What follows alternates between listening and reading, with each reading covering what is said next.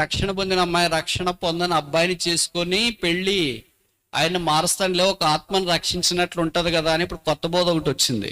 అది కాదు ఇక్కడ పేతురు రాసిన కాంటెక్స్ట్.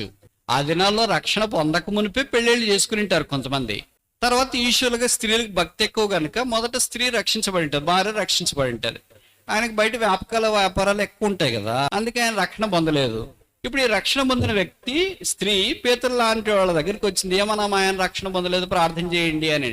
అమ్మా రక్షణ పొందుతాడు ఏంటి అంటే, అసలు మన వెనుకే రాడన్నా రక్షణ ఎలాగ పొందుతాడు, బైబిల్ ఏదో చూడన్నా రక్షణ ఎలాగ పొందుతాడు, ఇటులు వాక్యమైనట్లేదన్నా రక్షణ ఎలాగ పొందుతాడు అని ఇలాంటి ప్రశ్నల పరంపర ఆయన మీద కుమ్మరిస్తా ఉంటే ఆయన అన్నాడు, వాక్యం ద్వారా మాత్రమే కాకుండా మీ పవిత్రమైన ప్రవర్తన ద్వారా ఆయన రక్షించబడటానికి అవకాశం ఉంది కనుక దైవికమైన విధానంలో మీ ప్రవర్తన ఉండడం ద్వారా మీరు వారిని రాబట్టుకోవటానికి అవకాశం ఉంది.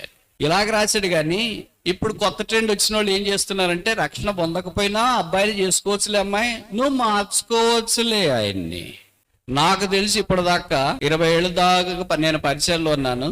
ఒక స్త్రీ రక్షణ పొంది తెలిసి కూడా రక్షణ పొందిన అబ్బాయిని పెళ్లి చేసుకుని మార్చుకుని ఉండేది చాలా చాలా అరదు. పైపెచ్చు చదువుకునేటప్పుడు సిస్టర్స్ ఎంత యాక్టివ్ గా హుషారుగా ఎలాగున్నారంటే ఎస్తేర్లు రూతులే, అందరూ పేర్లు కాదు జీవితాలు. అబ్బా సిస్టర్ ఏంటి కదా, స్వాతికి వెళ్తే హడల్ ప్రార్థన చేసి దేవుడు దిగొచ్చినాడు, ఆరాధన చేస్తే అయిపోయి దేవుని ఆత్మ దిగొచ్చినాడు. ఇలా ఉన్నోళ్ళంతా తర్వాత వాళ్ళు ఉద్యోగాలు చేసేటప్పుడు వాళ్ళు పరిచయం అవుతారు కదా, క్రైస్తవేతాడు, వాళ్ళ మనసు వాళ్ళ మీద పారేసుకుంటారు, క్రీస్తు మీద కాకుండా. వాళ్ళని పెళ్లి చేసుకున్న తర్వాత ఎక్కడో ఎవరిలో కనిపిస్తే అలాంటి వాళ్ళు అన్న మార్చుకునేటట్లు ప్రార్థన చేయండి. ఇప్పుడు ఏమైపోయారంటే వారే క్రీస్తులో నుండి వైదొలిగిపోయారు. ఇప్పుడు లేదు మందిరము, వాక్యం తెలియదు, ఒకే మాట చెప్పాలనుకుంటా, నీ జీవితం నీతో పాటు ఆగిపోయేటట్లుంటే నువ్వు ఎట్లా ఆడుకోవచ్చు, నీకు నచ్చిన వ్యక్తిని పెళ్లి చేసుకో, కానీ నీ జీవితం నీతో ఆగిపోదు, అదే ప్రమాదం. ఓడిచ్చే పిల్లల సంగతి ఏంటి? నీవు మొదటి వెళ్ళిన దైవిక మార్గంలోనికి రావాలా, దైవ మార్గానికి వలపట్టి వెళ్ళాలా? ఒకవేళ నీవే ఈ లోకంలో ఉన్నంత కాలము ఏదో భార్య భర్తలు జీవించినారా, వయసు అయిపోయిన తర్వాత మానం వచ్చింది వెళ్ళిపోయినారంటే అందరితో ఆగిపోద్ది. అయితే నీ రక్తం పంచుకొని వచ్చిన వాళ్ళు భవిష్యత్ ఏంటి? ప్రభు నెరగని వ్యక్తితో పెళ్లి చేసుకునేటప్పుడు నేను చచ్చిపోతే నువ్వు ఏడుస్తావో లేదో గానీ నువ్వు ఏడిస్తే మాత్రం నేను చచ్చిపోతా డైలాగులు కొట్టి చివరికి ఇద్దరు చనిపోయే దశకు వచ్చేస్తారు.